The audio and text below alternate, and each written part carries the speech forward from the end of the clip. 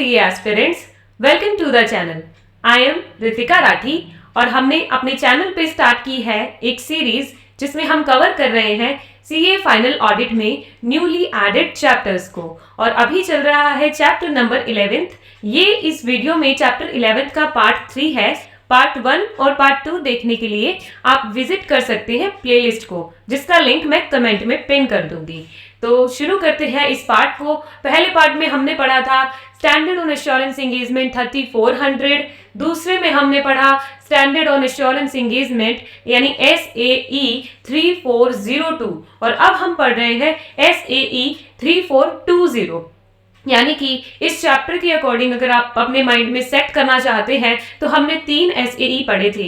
पहला SAE related to prospective financial information था, दूसरा मैंने आपको 402 से लर्न करवाया था कि वो सर्विस ऑडिटर के ऊपर बेस्ड था, और तीसरा SAE 3420 ये किसके ऊपर है? ये एक कंपनी जब प्रोस्पेक्टस इशू करती है तो उस प्रोस्पेक्टस को इशू करने के दौरान वो उसके अंदर एक फाइनेंशियल इंफॉर्मेशन जो है अपनी प्रेजेंट करती है एक प्रोफॉर्मा में। उस इंफॉर्मेशन के प्रेजेंटेशन को जब एक ऑडिटर ऑडिट करके देता है कि क्या वो प्रेजेंटेशन सही है या नहीं है, ये उसके बेस पे है ये स्टैंडर्ड। तो चलिए इसे गहराई से जानते हैं। इसके इंट्रोडक्शन पार्ट में क्या लिखा है? तो इसमें लिखा है कि इस तरीके का स्टैंडर्ड कौन सी एंगेजमेंट से डील करता है? ऐसी एंगेजमेंट्स जिसमें किसी ऑडिटर को आपने अप्रोच किया कि आप हमें रीजनेबल एश्योरेंस, ओके, वर्ड पे फोकस कीजिएगा। ऑडिटर इसमें रीजनेबल एश्योरेंस प्रोवाइड करता है, और किस चीज पे रीजनेबल एश्योरेंस देगा? जो हमने रिस्पॉन्सिबल पार्टी ने, यानी जो भी पार्टी रिस्पॉन्सिबल है उसने जो प्रोस्पेक्टस में फाइनेंशियल इंफॉर्मेशन प्रेजेंट की है वो क्या एप्लीकेबल क्राइटेरिया या जो जिस चीज की इंफॉर्मेशन के बेसिस पे प्रेजेंट की गई है वो कितनी रीजनेबल है। यानी कि हमें किस तरीके की एंगेजमेंट्स में ये स्टैंडर्ड गाइडलाइंस प्रोवाइड करता है, जिस एंगेजमेंट में ऑडिटर को एश्योरेंस प्रोवाइड करने को कहा जाता है। किन पे एश्योरेंस देगा? वो फाइनेंशियल इंफॉर्मेशन या वो फाइनेंशियल स्टेटमेंट्स जो हमने या कंपनी ने प्रोस्पेक्टस इशू करते वक्त उसमें इंक्लूड किए थे, उन पे एश्योरेंस देना। इस तरीके की एंगेजमेंट्स को कवर करता है ये SAE 3420। तो इस SAE के अकॉर्डिंग पहली चीज हमने पढ़ा कि प्रोफॉर्मा फाइनेंशियल इंफॉर्मेशन, यानी कि जो प्रोस्पेक्टस में फाइनेंशियल इंफॉर्मेशन यूज की गई है उसको कह रहे हैं यहाँ पे प्रोफॉर्मा फाइनेंशियल इंफॉर्मेशन। ये टर्म एग्जैक्टली क्या है? तो ये है it refers to financial information. Financial information यानी फाइनेंशियल डिटेल्स दी जाती है प्रोस्पेक्टस में कंपनी की, और का शोन टुगेदर विद एडजस्टमेंट। देखो, जब प्रोस्पेक्टस इशू किया जाता है तो उसमें जो फाइनेंशियल इंफॉर्मेशन दी जाती है वो उन चीजों से रिलेटेड एडजस्टमेंट करके प्रोवाइड की जाती है जो फ्यूचर में हो सकती है। यानी कि प्रोस्पेक्टस इशू करने के बाद कंपनी की परफॉर्मेंस क्या होगी, कंपनी को कितना कैपिटल कंट्रीब्यूशन मिलेगा, या उस कैपिटल को कंपनी कहाँ इन्वेस्ट करेगी, इन सब इवेंट्स को जो अभी हुए नहीं है लेकिन उनके इफेक्ट को एडजस्ट करने के बाद की फाइनेंशियल इंफॉर्मेशन कंपनी प्रोस्पेक्टस में प्रेजेंट करती है। प्रोस्पेक्टस का मतलब ही यही है कि हमारी कंपनी फ्यूचर में ऐसा ऐसा करेगी अगर आप अभी हमारी कंपनी में इन्वेस्ट करते हैं तो। ठीक है, तो इसके अंदर क्लियरली मेंशन किया है कि it refers to financial information shown together with adjustments to illustrate the impact of an event or transaction that had not occurred। अभी तक वो इवेंट नहीं हुआ है लेकिन वो इस तरीके की फाइनेंशियल इंफॉर्मेशन प्रेजेंट करते हैं जो उस इवेंट को कंसीडर करते हुए वो प्रेजेंट की जा रही है ऑन अनएडजस्टेड फाइनेंशियल इंफॉर्मेशन। यानी कि शुरू में जो हमारे पास फाइनेंशियल इंफॉर्मेशन थी वो तो अनएडजस्टेड थी, उसके अंदर हमने एडजस्टमेंट्स की। कौन सी एडजस्टमेंट्स की? फ्यूचर में होने वाले किसी ट्रांजैक्शन या किसी इवेंट की एडजस्टमेंट कर दी उसके अंदर। तो अनएडजस्टेड फाइनेंशियल इंफॉर्मेशन में जब एडजस्टमेंट कर दी गई तो अब वो क्या बन गया? Proforma financial information. ठीक है, तो इसको ये किस फॉर्म में हो सकती है? यानी कि प्रोस्पेक्टस में प्रोफॉर्मा फाइनेंशियल इंफॉर्मेशन जब एक कंपनी इंक्लूड करती है तो वो क्या क्या फॉर्म में हो सकती है? वो कंपनी का P&L भी हो सकता है, यानी कि statement of profit and loss भी हो सकता है, बैलेंस शीट की फॉर्म में भी हो सकता है, या नोट्स की फॉर्म में भी हो सकता है, notes to the financial information उसकी फॉर्म में भी हो सकता है। तो ये था मीनिंग प्रोफॉर्मा फाइनेंशियल इंफॉर्मेशन का। अब हम पढ़ेंगे ऑब्जेक्टिव्स। इस SAE को इशू करने के पीछे ऑब्जेक्टिव क्या है? तो 2 ही ऑब्जेक्टिव है। पहला ऑब्जेक्टिव कि जो प्रैक्टिशनर अपॉइंट किया गया है वो ये रीजनेबल एश्योरेंस दे कि वो proforma financial information is prepared on the basis of reasonable criteria या एप्लीकेबल क्राइटेरिया, कि जिस क्राइटेरिया के बेसिस में वो इंफॉर्मेशन प्रिपेयर की गई है वो रीजनेबल हो। और दूसरा ऑब्जेक्टिव क्या होगा कि प्रैक्टिशनर को रिपोर्ट करना है। तो दो ऑब्जेक्टिव हो गए, पहला प्रैक्टिशनर को ये पता लगाना है या रीजनेबल एश्योरेंस लेनी है कि वो financial information is compiled on the basis of applicable और सुटेबल क्राइटेरिया, और दूसरा to report on such financial information as per auditors और प्रैक्टिशनर्स फाइंडिंग। ये थे दो ऑब्जेक्टिव इस एसएई को इशू करने के पीछे। उसके बाद यहाँ एक नोट दिया है कि compilation of proforma financial information में क्या क्या चीजें इंक्लूड हो रही है और क्या इंक्लूड नहीं हो रही है। तो पहला इसमें रिस्पॉन्सिबल पार्टी, ठीक है, इस काम को करने के लिए रिस्पॉन्सिबल पार्टी कौन है वो इस चैप्टर में आगे बताया गया है। पर अभी के लिए कि जो रिस्पॉन्सिबल पार्टी है वो क्या करती है, वो पहले इंफॉर्मेशन को जुटाती है, फिर उसको क्लासिफाई करती है और फिर उसको समरी बनाकर अच्छे से प्रेजेंट करती है। 4 वर्ड्स यूज हुए हैं यहाँ पे, पहले इंफॉर्मेशन को गैदर करेगी, फिर क्लासिफाई करेगी, उसके बाद समराइज करके प्रेजेंट कर देगी। यानी समराइज करना, कंपाइलेशन हो रहा है इंफॉर्मेशन का, और ये 4 काम करेगा कौन, रिस्पॉन्सिबल पार्टी। और फिर उसके बाद में वो रिस्पॉन्सिबल पार्टी इंफॉर्मेशन को कंपाइल करते वक्त क्या ध्यान रखेगी, अब ऐसी चीज का एडजस्टमेंट देना, ऐसी ट्रांजैक्शन का या इवेंट का एडजस्टमेंट देना जो अभी नहीं हुआ है पर फ्यूचर में होने वाला है। तो ये इस चीजों का ध्यान रखना है। और steps involve in process include, यानी कि कंपाइलेशन प्रोसेस के स्टेप्स क्या क्या है, ये स्टेप्स कौन फॉलो करेगा। गौर कीजिए, ये प्रैक्टिशनर का काम नहीं है। यहाँ जो स्टेप्स दिए गए हैं वो रिस्पॉन्सिबल पार्टी करेगी। कब, इंफॉर्मेशन का कंपाइलेशन करते वक्त। रिस्पॉन्सिबल पार्टी कौन है वो हम आगे जानेंगे। तो स्टेप्स क्या क्या है, पहला कि आपको नॉर्मल जो अनएडजस्टेड इंफॉर्मेशन है जिसको आप प्रोफॉर्मा फाइनेंशियल इंफॉर्मेशन में इंक्लूड करना चाहते हो वो कहां से मिली, उसका सोर्स ढूंढेंगे। तो पहले identify the source for the unadjusted financial information. अब क्योंकि सोर्स पता चल गया तो अब क्या करेंगे, extracting the information from that source. क्योंकि अब इंफॉर्मेशन आ चुकी है हमारे पास तो अब हम बनाएंगे प्रोफॉर्मा फाइनेंशियल इंफॉर्मेशन। तो सेकंड स्टेप है मेकिंग प्रोफॉर्मा फाइनेंशियल इंफॉर्मेशन। और उसके बाद में क्यों इंफॉर्मेशन प्रिपेयर हो गई है तो अब उसका प्रेजेंटेशन और डिस्क्लोजर्स। 3 स्टेप थे, पहला सोर्स आइडेंटिफाई किया और एक्सट्रैक्ट कर ली इंफॉर्मेशन, दूसरा हमने प्रोफॉर्मा फाइनेंशियल इंफॉर्मेशन प्रिपेयर कर ली, और तीसरे में हम उसको प्रेजेंट और डिस्क्लोजर्स दे रहे हैं। ये काम कौन कर रहा है, रिस्पॉन्सिबल पार्टी। और रिस्पॉन्सिबल पार्टी में आपको क्लियर कर दूं, ऑडिटर नहीं है रिस्पॉन्सिबल इसके लिए। Okay, next is nature of practitioners responsibility. Practitioners यानी ऑडिटर, ऑडिटर की क्या, किस तरीके की रिस्पॉन्सिबिलिटी है। तो इसमें क्लियरली मेंशन किया है कि ऑडिटर या practitioner has no responsibility of compiling such information, यानी कि कंपाइलेशन की रिस्पॉन्सिबिलिटी ऑडिटर की तो नहीं है। अब किसकी है वो हम आगे देखेंगे। और इसके अंदर ऑडिटर की रिस्पॉन्सिबिलिटी फिर है क्या, अगर कंपाइलेशन की नहीं है तो sole responsibility is to report on such compiled financial information. Single responsibility है कि जो इंफॉर्मेशन कंपाइलेशन हुआ है, जिसका जो प्रोफॉर्मा फाइनेंशियल इंफॉर्मेशन बनी है उस पे रिपोर्ट प्रिपेयर करना, उस पे आपको ये बताना कि ये एज पर एप्लीकेबल क्राइटेरिया बनी है या नहीं बनी, इतना ही काम है ऑडिटर का। ठीक है। और दूसरा मतलब और क्या चीज वो चेक करेगा देखते वक्त कि जिस क्राइटेरिया के बेसिस पे रिस्पॉन्सिबल पार्टी ने वो इंफॉर्मेशन प्रिपेयर की है क्या वो क्राइटेरिया रीजनेबल है या नहीं है, वो रीजनेबल बेसिस पे प्रेजेंट किया गया है इंफॉर्मेशन को या नहीं, ये सब चीजें चेक करना और इन पे रिपोर्ट करना, ये काम किसका है, ये काम है ऑडिटर का। उसके अलावा यहाँ पर ऑडिटर की कोई रिस्पॉन्सिबिलिटी नहीं है। और ऑडिटर को इस तरीके की एंगेजमेंट एक्सेप्ट करने से लेकर रिपोर्ट प्रिपेयर करने तक किस किस तरह के स्टेप्स फॉलो करने हैं अब आ चुका है वो।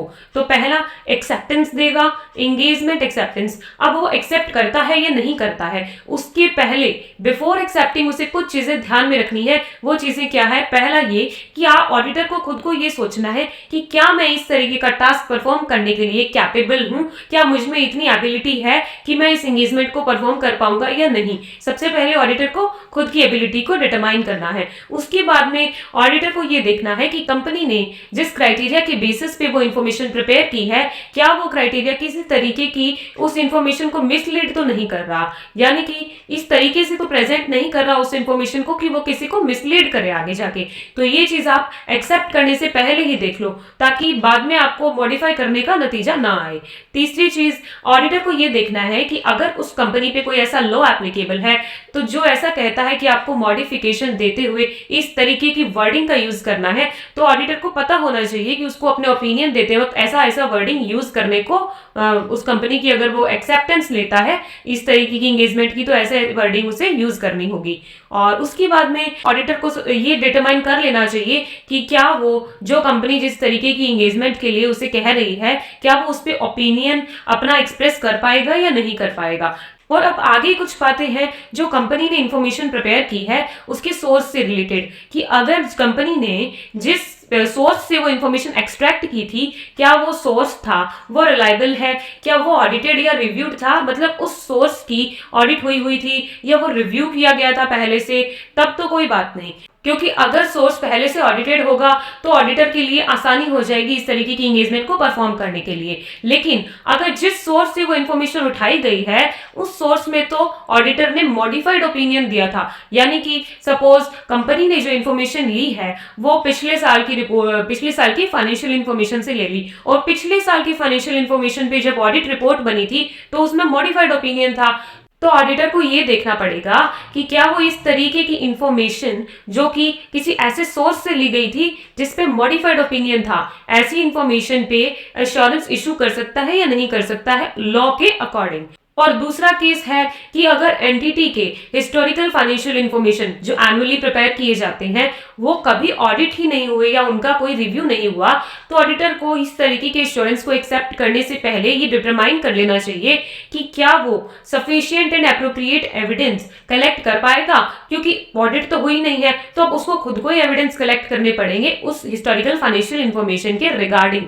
तो क्या वो ऐसा कर पाएगा, एंटिटी की अंडरस्टैंडिंग ले पाएगा, तब तो उसे इस तरीके एश्योरेंस एक्सेप्ट करनी चाहिए, अदरवाइज नहीं करनी चाहिए। फिर है कि अगर कंपनी की ट्रांजैक्शन इंक्लूड करती है कोई मर्जर, एक्विजिशन, इस तरीके की ट्रांजैक्शन को इंक्लूड करती है, तो उसके अंदर जो एक्वायरी है, एक्वायरी यानी जिसको कंपनी एक्वायर कर रही है, क्या उस कंपनी के एक्वायरी कंपनी के फाइनेंशियल इंफॉर्मेशन ऑडिटेड है, रिव्यूड है। अगर ऑडिटेड है, रिव्यूड है तो कोई दिक्कत नहीं है, पर अगर नहीं है तो एश्योरेंस लेने से पहले ये डिटरमाइन कर लो कि क्या तुम उसके बारे में अंडरस्टैंडिंग ले पाओगे, मतलब जिसको कंपनी खरीद रही है उस सामने वाली कंपनी के बारे में अंडरस्टैंडिंग कैसे लोगे, क्योंकि उसकी ऑडिट हुई नहीं है तो उसकी ऑडिट रिपोर्ट नहीं है उसके ऊपर, तो क्या कोई एविडेंस कलेक्ट कर पाओगे इससे रिगार्डिंग, ये चीजें डिटरमाइन कर लेनी चाहिए।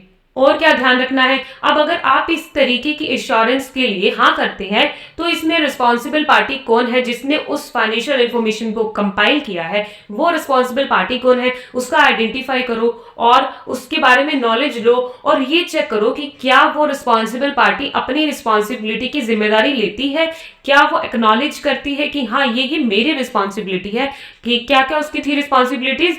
पहला, उसने एप्लीकेबल क्राइटेरिया यूज किया है इंफॉर्मेशन को प्रिपेयर करने में। दूसरा, कि उस रिस्पॉन्सिबल पार्टी ने इंफॉर्मेशन को कंपाइलेशन एप्लीकेबल क्राइटेरिया के बेसिस पे किया है, मतलब कौन कौन से हो गए, एक तो एप्लीकेबल क्राइटेरिया सही चूज किया है, दूसरा कंपाइलेशन उस क्राइटेरिया के बेसिस पे किया है, और तीसरा कि वो ये रिस्पॉन्सिबिलिटी लेती है कि जब प्रैक्टिशनर एश्योरेंस एंगेजमेंट परफॉर्म करने आएगा तब वो उसे एक तो एक्सेस करने देगी हर इंफॉर्मेशन का, कौन कौन सी इंफॉर्मेशन जो रिकॉर्ड्स, डॉक्यूमेंट्स प्रैक्टिशनर को चाहिए चेक करने के लिए वो उनका एक्सेस दे देगी, और उसकी क्या रिस्पॉन्सिबिलिटी है, जो इंफॉर्मेशन प्रैक्टिशनर डिमांड करता है वो इंफॉर्मेशन उससे प्रोवाइड करे। और तीसरा, कि अगर प्रैक्टिशनर को एश्योरेंस एंगेजमेंट परफॉर्म करते वक्त ऐसा लगता है कि उसे वहां के एम्प्लॉइज या किसी और से बातचीत करके एविडेंस मिल सकता है, तो उन पर्सन का एक्सेस या उन इंडिविजुअल से मिलने का एक्सेस उसे प्रोवाइड करेगी।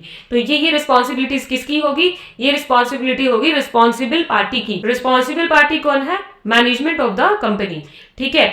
अब है planning and performing the engagement.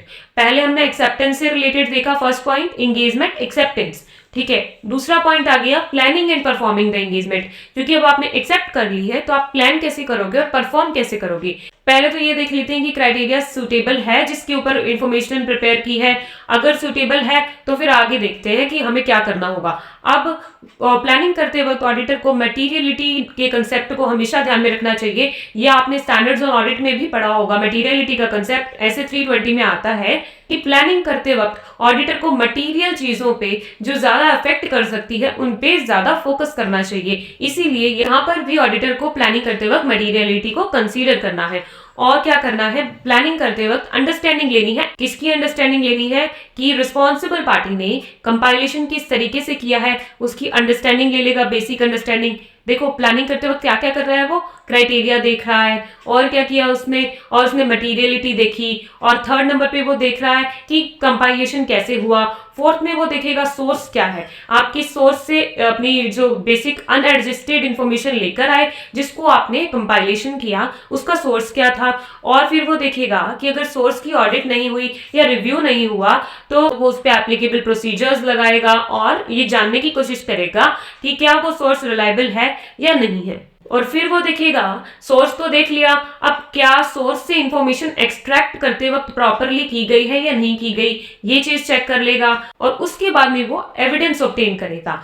Evidence किसके regarding, evidence about the appropriateness of the proforma adjustments. तो अब वो ले रहा है एप्रोप्रिएट एविडेंस रिगार्डिंग कि प्रोफॉर्मा एडजस्टमेंट अच्छे से हुई या नहीं हुई। तो वो एडजस्टमेंट है, दो तरीके की प्रोफॉर्मा एडजस्टमेंट करती है कंपनी कंपाइलेशन के दौरान। कौन कौन सी, पहली एडजस्टमेंट वो होती है जो ये दिखाती है किसी इवेंट या ट्रांजैक्शन जो अभी तक हुआ नहीं है वो उनका इफेक्ट एक अर्लियर डेट पे दिखा देती है। एक तो एडजस्टमेंट ये हो गई कि हम जो फ्यूचर में इवेंट होने वाला है उसका इफेक्ट आज ही फाइनेंशियल इंफॉर्मेशन पे दे दे, एक एडजस्टमेंट हो गई। और दूसरी प्रोफॉर्मा एडजस्टमेंट क्या होती है कि वो जो फाइनेंशियल इंफॉर्मेशन है, प्रोफॉर्मा फाइनेंशियल इंफॉर्मेशन है, वो as per financial reporting framework हो उससे रिगार्डिंग जो एडजस्टमेंट होती है। दो एडजस्टमेंट है, पहली वो जो इवेंट और ट्रांजैक्शन अभी तक नहीं हुए हैं उनका इफेक्ट डालकर, और दूसरी वो कि उसका presentation as per financial reporting framework हो। दो एडजस्टमेंट की जाती है और यही एडजस्टमेंट ऑडिटर को या प्रैक्टिशनर को कंसीडर करनी है। उसके बाद में लिखा है क्योंकि प्रोफॉर्मा इंफॉर्मेशन प्रिपेयर हो चुकी है तो अब ऑडिटर को क्या कंसीडर करना है कि आपने उसका प्रेजेंटेशन कैसे किया। प्रेजेंटेशन का इवैल्यूएशन करने के बाद में वो देखेगा कि इंफॉर्मेशन आपने जो इंक्लूड की है उसके अंदर क्या वो उसमें किसी तरीके की मटेरियल इनकंसिस्टेंसी ना हो। ये सब चीजें ऑडिटर कंसीडर करेगा प्लानिंग और परफॉर्मिंग की टाइम। उसके बाद में रिटर्न रिप्रेजेंटेशन लेगा। रिटर्न रिप्रेजेंटेशन लेना बहुत जरूरी है प्रैक्टिशनर के लिए ताकि ओपिनियन देते वक्त उस पर किसी भी तरह का रिस्पॉन्सिबिलिटी ना रहे। तो रिटर्न रिप्रेजेंटेशन कौन देगा, जो रिस्पॉन्सिबल पार्टीज है वो देगा। कौन लेगा उनसे, प्रैक्टिशनर।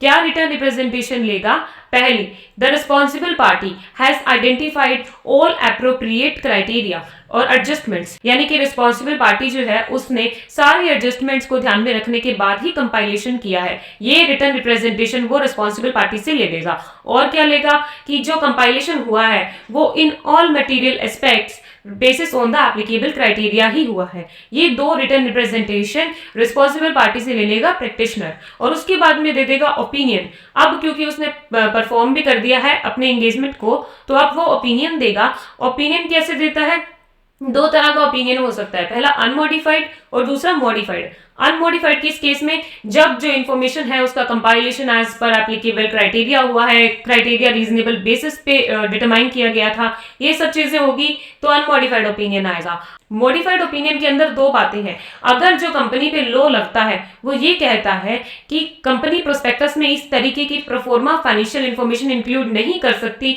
जिस पे ऑडिटर ने मॉडिफाइड ओपिनियन दिया है, तब तो कंपनी को अपनी फाइनेंशियल इंफॉर्मेशन में वो अमेंडमेंट्स करने होंगे जो उसे प्रैक्टिशनर ने बोले हैं। लेकिन फिर भी अगर कंपनी वो अमेंडमेंट्स करने से मना कर देती है तो प्रैक्टिशनर के पास क्या रास्ता है, या तो वो विड्रॉ कर ले और या फिर वो देख ले किसी से लीगल एडवाइस लेकर। यानी कि अगर कंपनी के ऊपर एप्लीकेबल लॉ ने ऐसा मना कर दिया है कि मॉडिफाइड ओपिनियन वाले इंफॉर्मेशन को आप प्रोस्पेक्टस में नहीं दे सकते तो कंपनी को वो उसमें अमेंडमेंट्स करने होंगे। और दूसरा केस ये है कि अगर उसका लॉ ऐसा मना नहीं करता है और वो मॉडिफाइड ओपिनियन वाला इंफॉर्मेशन भी प्रेजेंट कर सकती है तो केवल उसको प्रैक्टिशनर को ये ध्यान रखना है कि वो एज पर द फ्रेमवर्क हो, जो कंपनी पे फ्रेमवर्क एप्लीकेबल हो उसके अकॉर्डिंग ही वो फाइनेंशियल इंफॉर्मेशन प्रिपेयर की गई हो। सिर्फ एक बात का ध्यान रखना है। उसके अलावा एम्फेसिस ऑफ मैटर पैराग्राफ, इस पैराग्राफ के बारे में आपने ऐसे 700 सीरीज में भी पढ़ा होगा। इस पैराग्राफ में एक ऑडिटर या प्रैक्टिशनर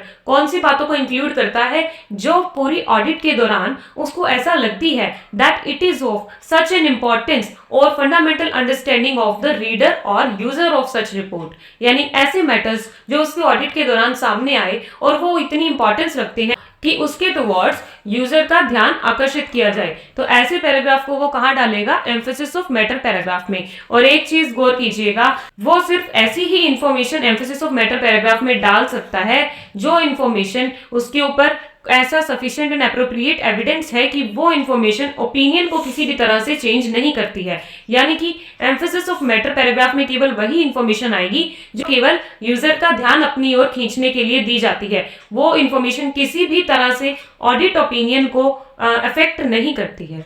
ठीक है, उसके बाद में है प्रिपेयरिंग द एश्योरेंस रिपोर्ट। तो लास्ट स्टेप है रिपोर्ट प्रिपेयर करना। रिपोर्ट के एलिमेंट्स हैं, इनको रीड कर लीजिएगा, जितने आपको याद आए वो पेपर में लिख दीजिएगा अगर ये क्वेश्चन आ जाता है तो। पहला टाइटल के अंदर ये देगा कि ये एक इंडिपेंडेंट एश्योरेंस रिपोर्ट है। दूसरा एड्रेसी, ये कुछ कॉमन पॉइंट्स है जो सब में होते हैं। उसके अलावा जो भी हमने स्टैंडर्ड में चीजें पढ़ी उनसे रिगार्डिंग स्टेटमेंट, कैसी स्टेटमेंट्स, जैसे इसके अंदर एक स्टेटमेंट आ जाती है कि रिस्पॉन्सिबल पार्टी की रिस्पॉन्सिबिलिटी होगी और प्रैक्टिशनर की रिस्पॉन्सिबिलिटीज का एक स्टेटमेंट आ जाएगा। ये पॉइंट्स इसी तरीके से है, जितनी बार रीड करेंगे उतनी बार आपको लर्न हो जाएगा। तो आपको लिखना है एक इंट्रोडक्टरी पैराग्राफ जिसके अंदर लिखना है कि ये कौन कौन सी प्रोफॉर्मा फाइनेंशियल इंफॉर्मेशन में इंक्लूडेड है इंफॉर्मेशन, और सोर्स क्या था इनका, ये कौन से पीरियड से रिलेटेड है, सोर्स ऑडिटेड था या नहीं था, उसके अलावा क्राइटेरिया कौन सा यूज किया गया है। ये तो है इंट्रोडक्शन किन किन चीजों का जिनके बेसिस पे प्रोफॉर्मा फाइनेंशियल इंफॉर्मेशन प्रिपेयर की गई है। उसके बाद में एक स्टेटमेंट दिया जाएगा कि responsible party is responsible for the compilation, और फिर उसने दिया है कि प्रैक्टिशनर खुद की रिस्पॉन्सिबिलिटीज को डिक्लेयर करेगा। हमने ऊपर भी पढ़ा कि क्या क्या रिस्पॉन्सिबिलिटी है, एक तो ओपिनियन देना, और उसके अलावा प्रैक्टिशनर की ऐसी कोई रिस्पॉन्सिबिलिटी नहीं है कि वो कंपाइलेशन कर रहा है या उसकी हिस्टोरिकल फाइनेंशियल इंफॉर्मेशन के बेसिस पे अपने ओपिनियन को अपडेट कर रहा है या रिपोर्ट को चेंज कर रहा है, ऐसा कुछ नहीं है।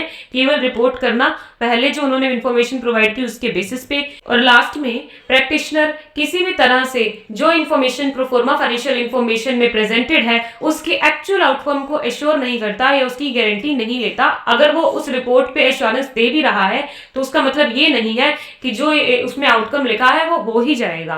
फिर एक स्टेटमेंट देगा कि उसने प्रोफॉर्मा फाइनेंशियल इंफॉर्मेशन पे रीजनेबल एश्योरेंस ऑब्टेन की है, sufficient and appropriate evidence obtain किए हैं, अपनी रिपोर्ट में जो उसने चीजें लिखी है उससे रिलेटेड उसके पास एविडेंस है।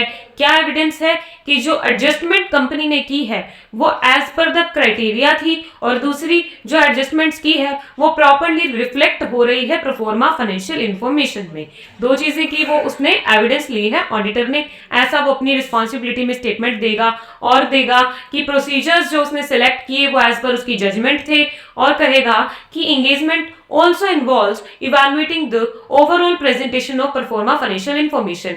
ठीक है, एक तो प्रोफॉर्मा फाइनेंशियल इंफॉर्मेशन पे रिपोर्ट देते वक्त उसको तीन चीजें ध्यान रखनी है।